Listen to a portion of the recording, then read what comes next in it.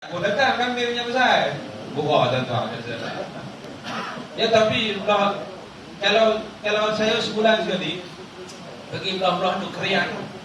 Kalau belah kerian ni dia mau layu kita dengan apa tau, ikan sembilan jenah ada betul tu. Jadi seronoklah jemaah pun makan.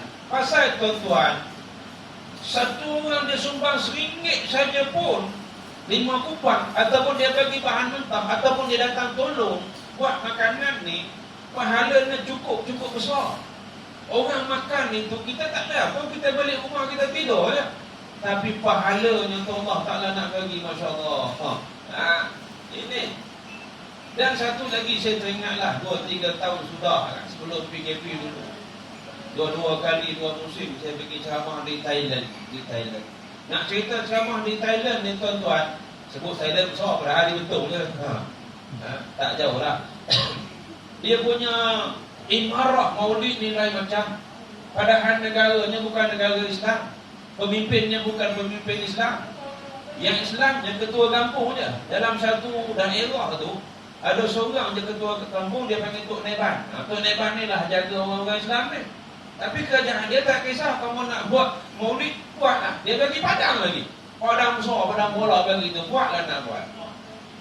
Yang saya kagumnya, dia punya maulid tu, kalau kata hari ni ceramah perdana, lagi 3 minggu sebelum tu, macam-macam dia buat.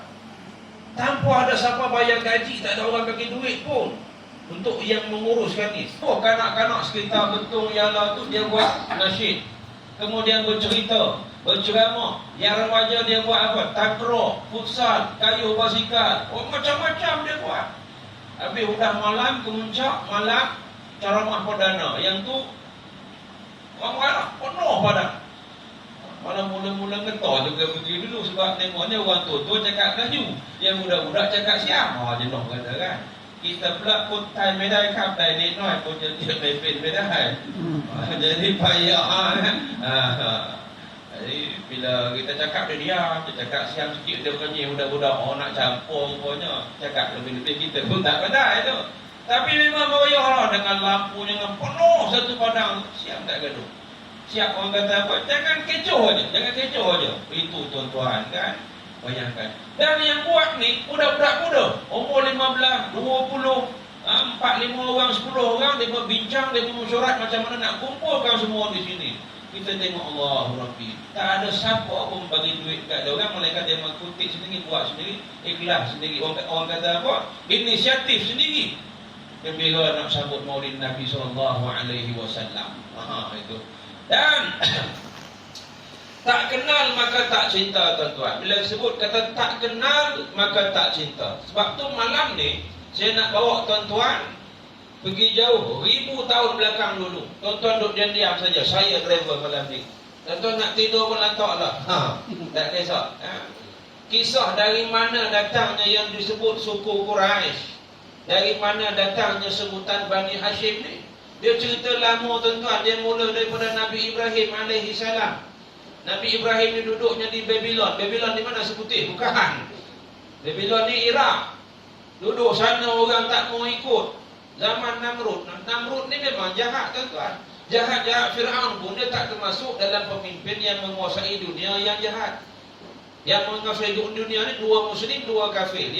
Yang kafir salah seorangnya Namrud dah. Bila dah tak boleh jalan dah situ, maka Nabi Ibrahim pindah pergi ke Palestin.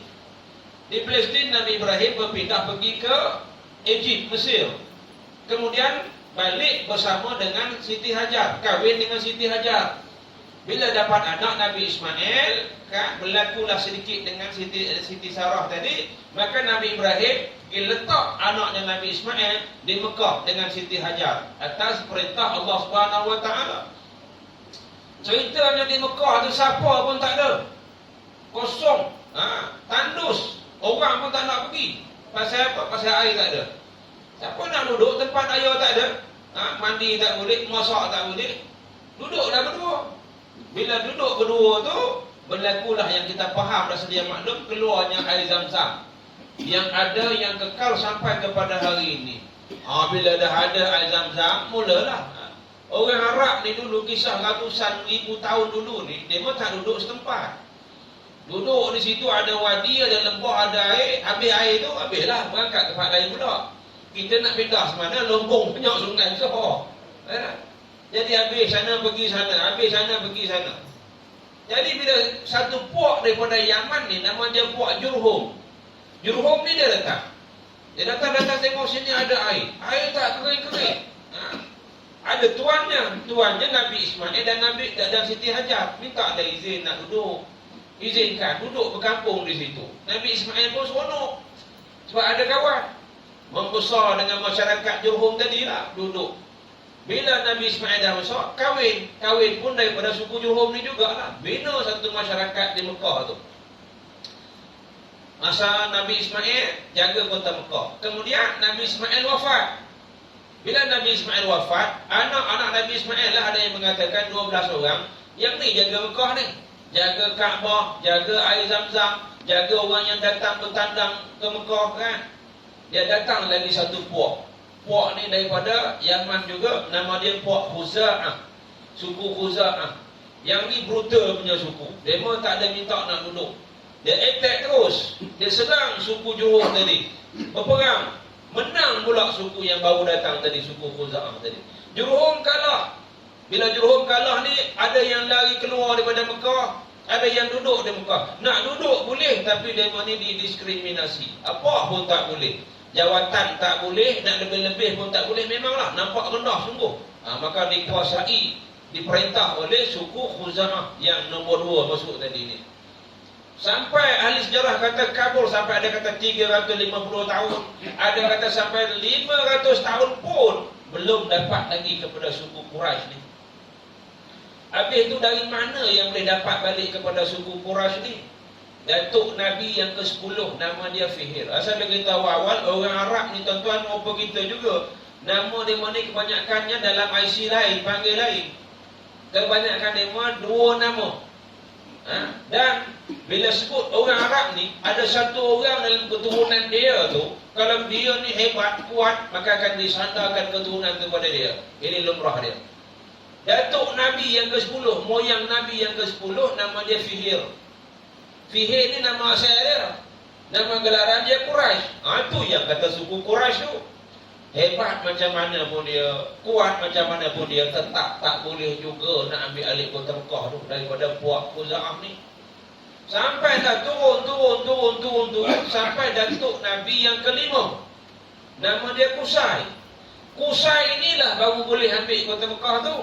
Muhammad bin Abdullah bin Abdul Muttalib bin Hashim bin Abdul Manaf bin Qusay bin Kilab bin Murrah sampai bin Fihir sampai bin Adnan sampai Ismail sampailah kepada Adam alaihi salam lah. Jadi Datuk Nabi yang ke-5 ni baru boleh ambil kota Mekah tu tuan. Macam mana yang boleh ambil tu padahal dilarang semua dah. Jawatan tak diberi puak Jurhum. Kahwin pun tak boleh. Khuza'ah tak boleh kahwin dengan Jurhum. Tapi entah macam mana bila sampai moyang Nabi yang ke-5, nama dia Qusay. Qusay ni orang hebat. Rupa dia, badan dia, pengaruh dia, kekayaan dia hebat. Dia pergi minang anak raja zaman tu. Raja ni nama Hulai. Hulai nama dia raja ni. Bila minang-minang, Raja Hulai ni terima pula pinangan Qusay, moyang Nabi yang ke-5 ni. Orang terkejut. Orang Mekah semua terkejut habis semua. Tak pernah dibuat dia orang. Jurhum kahwin dengan Khuza'ah. Anak raja pula tu. Tapi Hulai terima nak buat macam mana. Maka Qusay tadi, dia jadi anak yang baik. Menantu yang baik. Dapat anak-anak dia jadi bapa yang baik. Sampailah raja mati. Maknanya bapa mentua dia meninggal. Kalau kita fahamlah, raja bila meninggal, raja mengangkat menantu ke anak yang jadi raja? Anak lah. Tapi raja ni Qusay, bila bapa mentua dia meninggal, dia tabarkan diri dia jadi raja. Itu. Habis kecoh satu Mekah lagi. Apa hal menantu yang jadi raja? Baru Qusay tadi dia buka balik sejarah, panggil semua orang lama, panggil semua hakim-hakim, cerita yang Mekah ni dulu moyang kami Ismail yang punya. Turun, kamu rampas apa semua, sekarang aku ambil balik aja. Maka cerita ni benar, betul. Bila betul, tutup kes. Itu yang mula dapat kepada suku Quraisy balik. Belum lagi Rasulullah lambat lagi, tak raya lagi. Ini saya nak ceritakan, nak bawa orang mulia ni, dia daripada keturunan yang mulia. Qusay ni pula, dia ada 3 orang anak. Abdul Dar, Abdul Manaf dan Abdul Uzza. Yang Abdul Dar kita tak tengok, Abdul Uzza kita tak tengok. Nak tengok yang anak yang tengah ni, Abdul Manaf. Abdul Manaf ni pula dia ada 4 orang anak. Yang pertama Muttalib, yang kedua Hashim, yang ketiga Naufal, yang keempat Abdul Syam. Hashim ni juga diberi nama Amru. Amru nama asal dia. Orang gelar dia Hashim. Hashimul Khubz. Hashim ni maknanya tukang koyak roti. Sebab bila ada orang datang Mekah, dia lah koyak roti, bubuh dalam bubur bagi makan. Sari dia bagi. Jadi tuan-tuan, dalam 4 orang anak Abdul Manaf ini, seorang yang paling hebat. Ni yang kita nak kata orang hebat daripada keturunan yang hebat, jalur yang hebat ni. Iaitu dalam 4 orang tadi, Hashim paling hebat. Bila Hashim paling hebat, maka Hashim lah diberi satu jawatan yang besar. Wahai Hashim, Abdul Manaf kata, kamu jaga kota Mekah ni. Kamu jadi raja, jadi penguasa. Jaga Kaabah, jaga air Zam-Zam, jaga tetamu-tetamu yang datang. Dia yang jaga. Tapi tuan-tuan, orang Arab ni, dia kok mana pun tak boleh berpisah dengan berniaga. Setahun sekali nak berniaga juga. Getar kali kalau kaki kalau tak berniaga. Maka rihlat asyita wa shaif. Maka orang kata, Pak Hashim pun nak pergi berniaga macam orang lain juga. Kemudian orang kata, tuanku raja nak pergi berniaga macam mana? Siapa nak jaga Mekah? Maka dia bagi kepada Muttalib. Ini bukan Abdul Muttalib. Abdul Muttalib belum lagi sampai, jauh lagi. Dia kata dalam 4 orang yang boleh pakai, Muttalib ni je, adik dia. Maka dia bagi, wahai Muttalib, kamu tolong jaga sekejap kota Mekah ini. Jaga Zam-Zam, jaga Kaabah sebagai pemangku. Aku nak pergi berniaga. Cantik, tak ada masalah, pergi berniaga. Niaga pergi ke Syam. Syam ni jauh, naik unta. Bukannya bagai macam sini ke Manjung, tak jauh.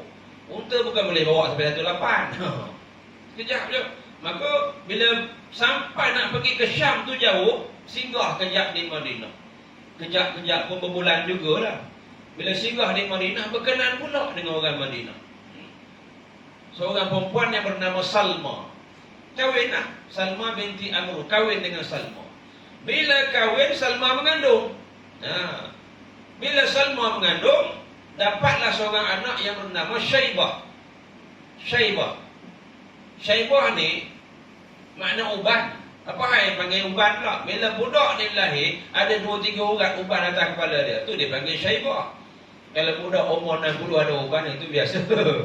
Ini baru lahir ada uban. Kemudian perangai dia elok, maka dipanggil dia ni Syaibatul Hamdi. Syaibah yang dipuji.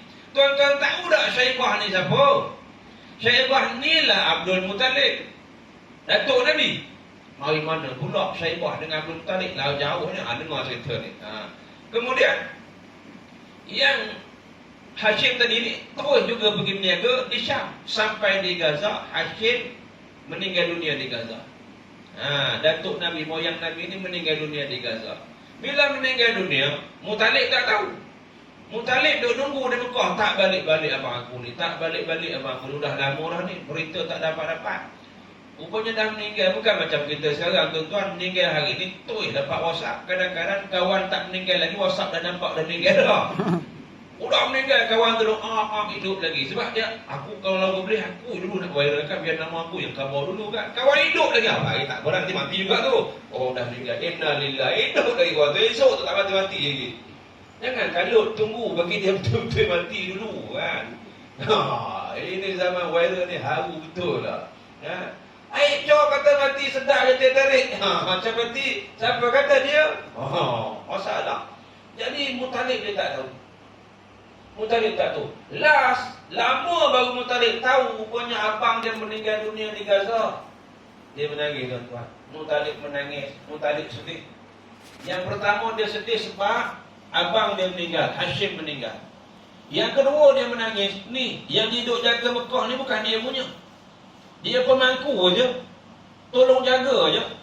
Jadi mana ada waris dia tak tahu. Dia ingat abang dia tak ada waris. Lepas tu baru dia tahu yang mana abang dia ni kahwin dengan orang Madinah. Ada seorang anak nama Syaibah, dia pergi cari. Dia pergi pertengah unta dia tu, pergi cari, pergi sambut, pergi sampai Madinah. Cari sampai jumpa. Bila jumpa dia nak ambil balik Syaibah ni, maka mak Syaibah ni tak bagi. Bapak mertua atuknya sana pun tak bagi. Sayanglah anak lelaki seorang. Baru Muttalib cerita, rupanya dulu ayah kamu dulu, Hashim tu, yakni abang aku, dia bukan biasa-biasa punya orang di Mekah. Dia penguasa kota Mekah. Aku tolong jaga aja. Ni dia tunjuk, inilah anak, inilah warisnya. Baru faham, ya Hashim ni bukan jalan-jalan orang. Nak cerita Nabi ni bukan jalan-jalan jalur keturunan. Ambil Syaibah baru umur 8 tahun, ambil letak kat belakang unta. Sebab Syaibah tak ada bawa unta lagi satu, lesen tak ada, dia umur 8 tahun. Balik. Orang Mekah ni, dia biasanya duduk depan pintu. Mekah, Madinah, mana-mana negara Arab zaman dulu, dia ada pintu kota, pintu gerbang. Boleh senang tengok siapa keluar masuk, musuh ke, tetamu ke, orang berniaga ke. Dia duduk lepak depan tu lah, duduk situ. Dia nampak Muttalib ni balik. Nampak Muttalib balik, bawa seorang budak di belakang. Dia mengingat Muttalib ni pergi kedai, pergi pekan, pasar, ukas, jumpa seorang budak, beli. Budak ni maknanya hamba lah. Abdul, tiga hamba. Dia kata, orang Mekah kata, Haza Abdul Muttalib. Ini hamba Muttalib. Abdul Muttalib, hamba Muttalib. Muttalib kata, lah, bukan, ini bukan hamba aku. Ini bukan Abdul Muttalib. Haza, ini Syaibah, anak kepada Hashim abang aku. Maknanya anak nakan aku. Dia memang faham. Tapi tetap panggil Abdul Muttalib juga sampai hari ini. Itu cerita dia ada dua nama. Lepas itu, duduk tak lama Muttalib meninggal. Bila Muttalib meninggal, Abdul Muttalib dah jadi raja. Betul-betul hak dia. Dia jaga Mekah, dia jaga Kaabah, dia jaga Zamzam. Tapi tak puas hati tuan-tuan. Dia memang bergaduh. Suku lain kata kami tak puas hati, patutnya kami yang jaga Mekah ni. Suku sana pula kata kami, bergaduh sampai nak berperang. Bila nak berperang, macam mana nak buat? Sekarang ni, situ zaman tu, kalau dia ada masalah, dia mau jumpa seorang dukun perempuan. Keluar nama unta, sebelah unta 10 ekor. Undi keluar juga nama Abdullah, tuan-tuan. Tambah lagi 10, nama Abdullah juga keluar. Sampai kali ke-10, maknanya 100 ekor unta dicabut undi, baru keluar nama unta, sembelih unta. Sebab tu, zaman tu apa-apa tebusan kalau paling tinggi 100 ekor unta. Apa ada masalah? Abdul Muttalib orang kaya apa cik? Tuan-tuan, 100 ekor tak ada masalah 100 ekor unta ni. Sembelih, bergeleng pangan dekat kok, kan? Berkelori dia semua, itu. Bila, sebab tu Rasulullah, bila orang kata apa ni, Rasulullah pernah sebut, anak Ibnu Zabihain, aku ni anak daripada dua orang yang nak disembelih. Dulu, moyang dulu Nabi Ismail nak disembelih juga. Wa fadainahu bi zibhin azim. Kami tebus dengan sembelihan yang besar. Allah hantarkan kibas melalui malaikat kan. Ni Abdullah pun nak disembelih juga, tak jadi. Maka disembelih unta. Anak Ibnu Zabihain, kata Rasulullah, aku ni anak daripada dua orang yang nak disembelih. Moyang dulu Ismail dan ayah aku. Bila Abdullah ni tuan-tuan tak jadi disembelih, hati seronok, hati gembira. Bila gembira, kahwin dengan Aminah. Bila kahwin, Aminah mengandung. Bila mengandung, Abdullah pergi nak berniaga, meninggal dunia. Maknanya Rasulullah dalam kandungan lagi tak melihat ayahnya. Bila Rasulullah lahir, ini yang ceritanya. Mana pula kisah kita dengar, kata tahun gajah ni tuan-tuan. Ni yang nak cerita kisah gajah ni. Walaupun dah cerita dulu rasanya, kisah gajah datang, perkataan tahun gajah ni, fi sanati fil ni, dia 50 hari. 50 hari sebelum Rasulullah SAW lahir itu, dia berlaku peristiwa tentera bergajah daripada Abraha. Abraha ni kalau baca kisah dia sombong. Tentera yang sombong, dia tak reti cakap Arab, ya, tapi dia ada tukang terjemah dia. Dia buat satu gereja, dia cemburu. Dia tengok orang ramai pergi ke Kaabah, dia buat satu gereja supaya orang datang ke gereja dia. Orang tak datang betul juga, makin ramai pergi ke Kaabah. Dah satu hari tu puak Arab ni, dia ambil najis unta, ditaburnya dinding habis, dinding gereja tu, mengamuk orang tu baru. Bila dia mengamuk, dia marah, dia isytiharkan nak pergi musnahkan Kaabah. Dia bawa 60,000 tentera dan 30 ekor gajah. Gajah ni bukan gajah macam gajah kita ni. Gajah dia beli daripada benua Afrika, memang besar lah. Dia ceritakan dia punya gading pun boleh duduk 6 orang, 7 orang. Dia punya gading, zaman tu punya gajah memang tinggi. Tak sama dengan gajah di batu gajah, tak sama.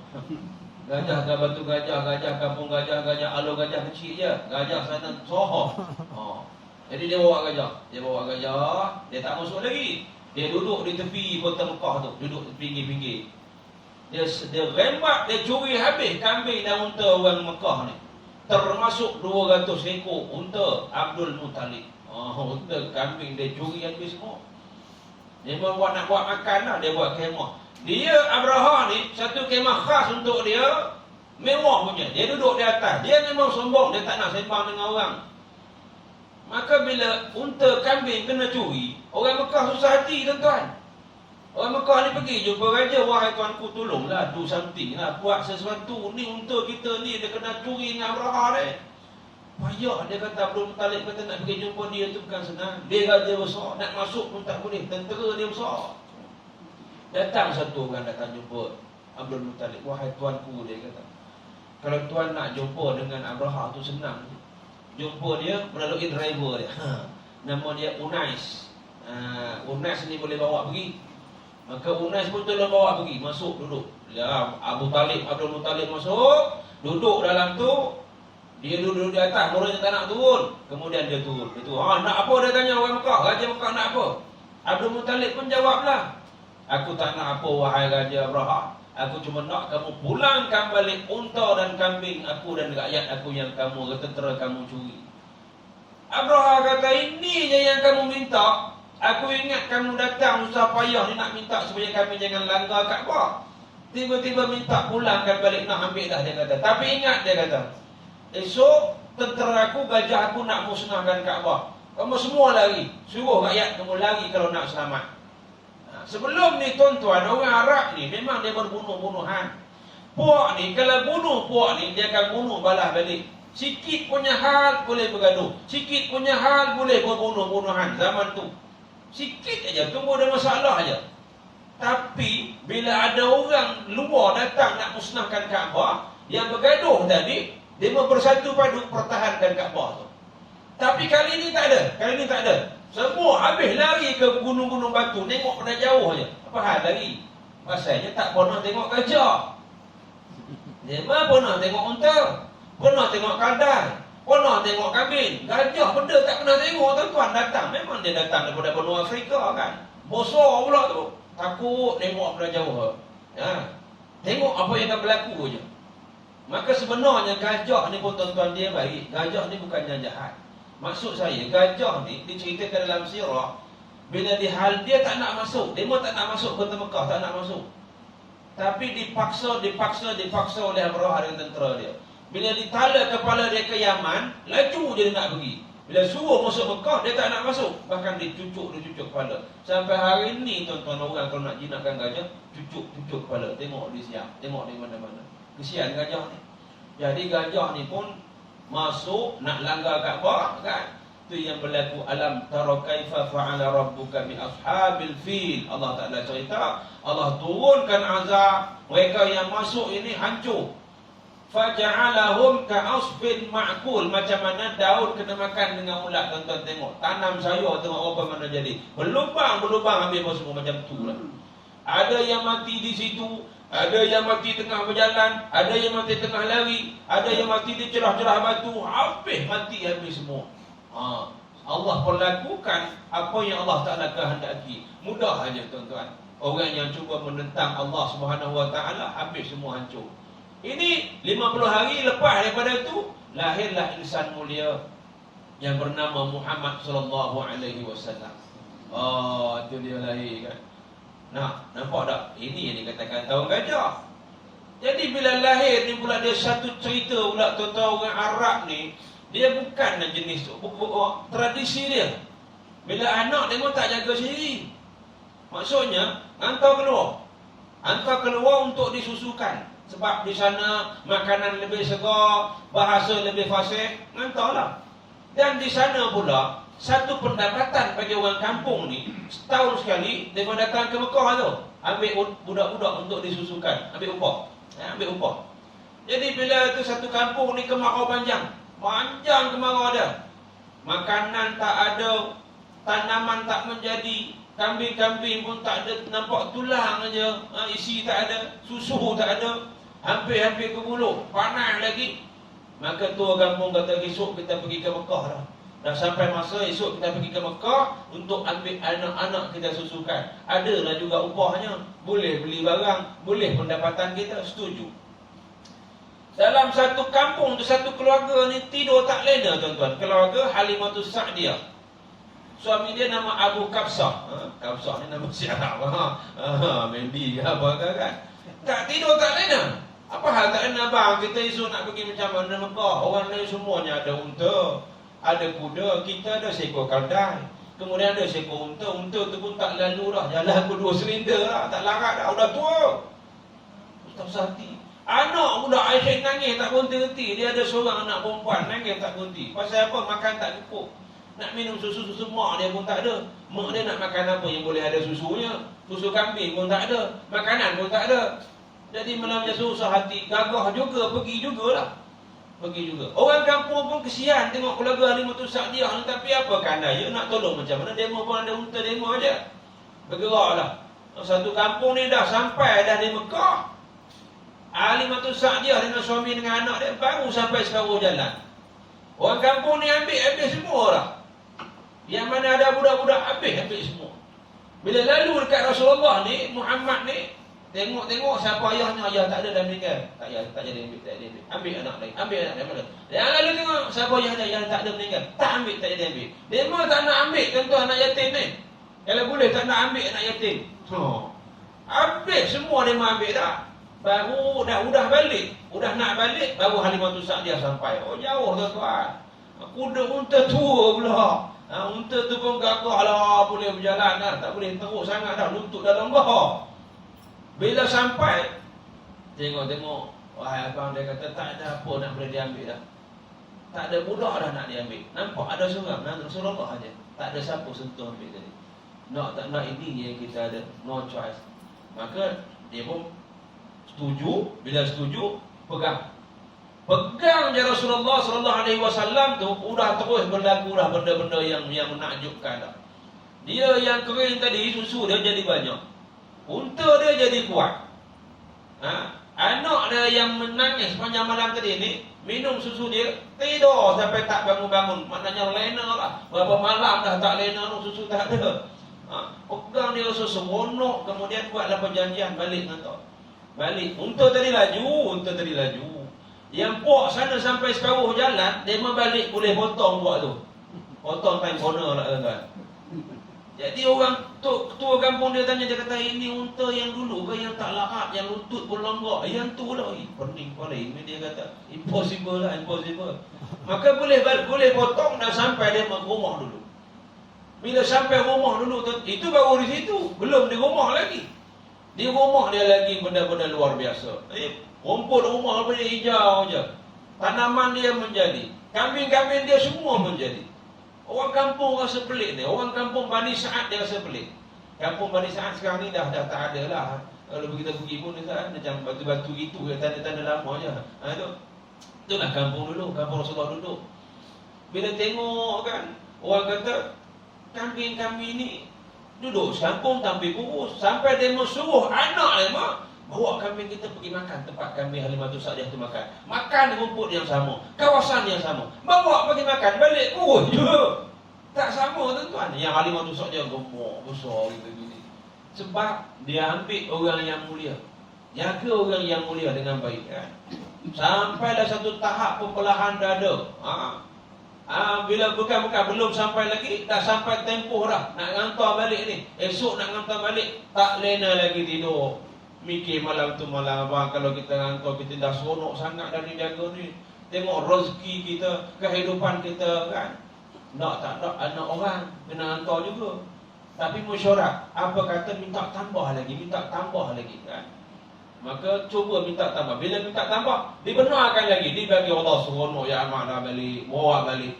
Bila dah tambah, melakulah peristiwa pembelahan dada Rasulullah yang pertama. Tengah-tengah main dengan budak-budak, anak-anak seasuhan yang lain, kawan dia menampak, datang dua orang malaikat. Yang ni ada dalam hadis sahih. Dia kata, ada orang tu angkat, buat belah dada gitu gini, dia mau lari bagi tahu dekat Halimatus Sa'diyah. Wahai ibu, katanya ada Muhammad dibunuh gitu gini. Terkejut, pucat ibu dia, Halimatus Sa'diyah ni. Datang tengok operasi dah selesai dah.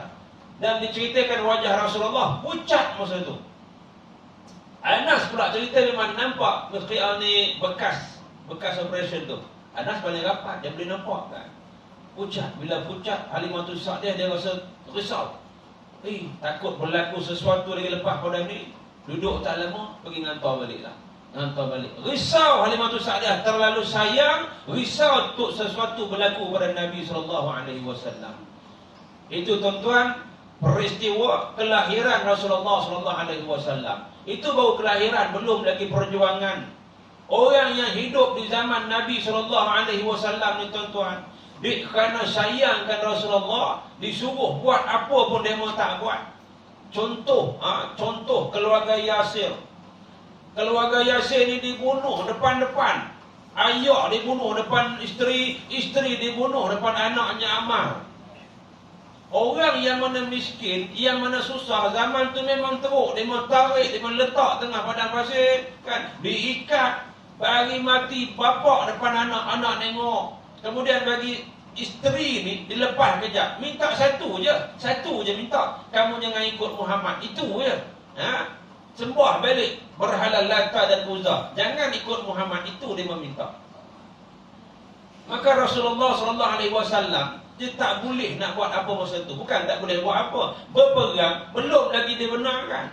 Nabi kata, sabran ya ali Yasir, sabarlah wahai keluarga Yasir, fa innal maw'idakumul jannah, sesungguhnya tempat yang dijanjikan bagi kamu semua ialah syurga.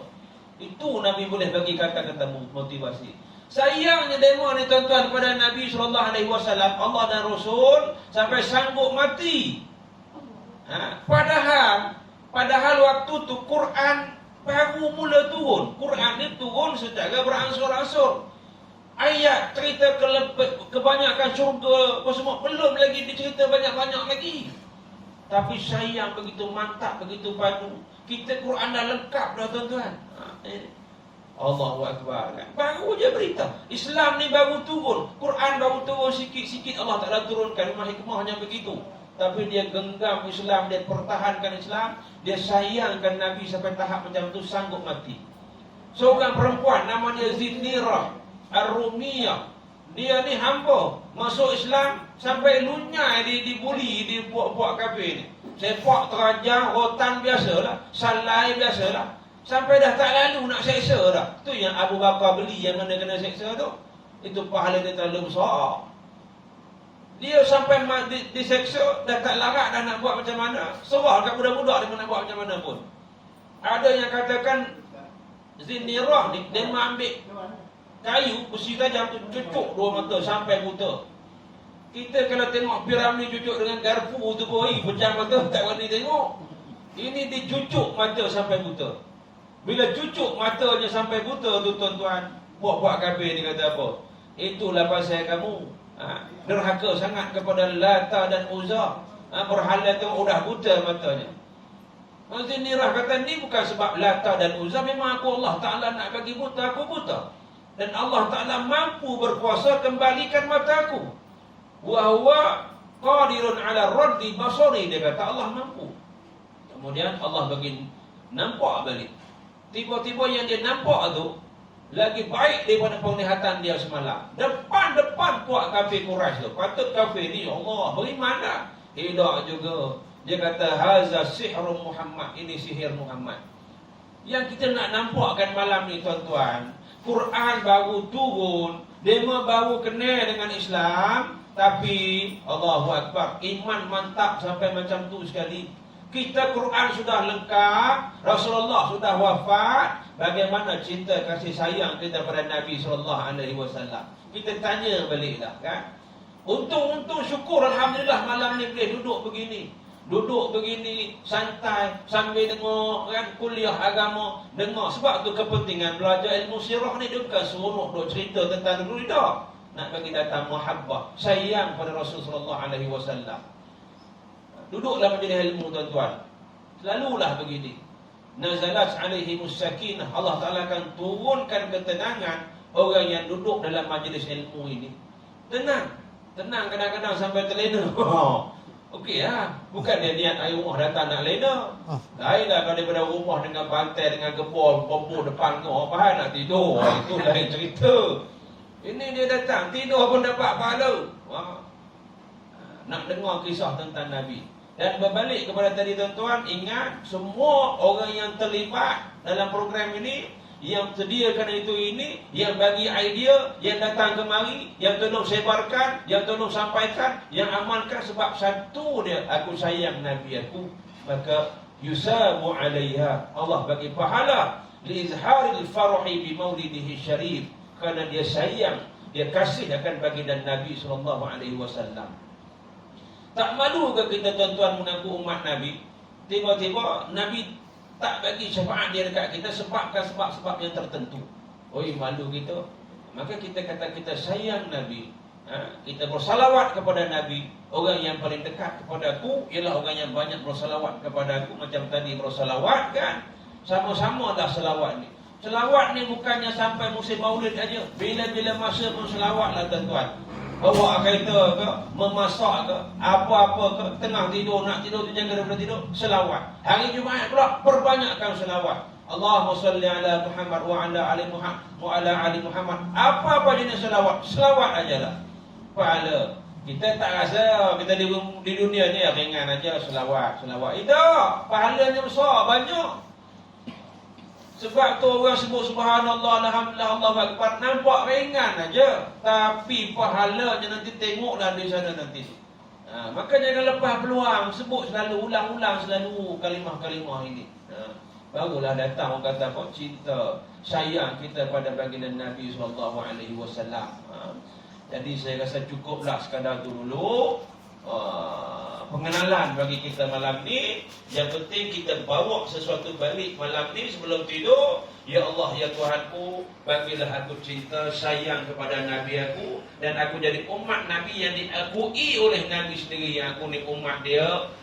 Kalau kita duk ngaku-ngaku, Nabi tak ngaku, malu kita. Disebabkan kedegilan kita adalah sebab-sebab yang tertentu. Mohon yang itu. Wallahu a'lam.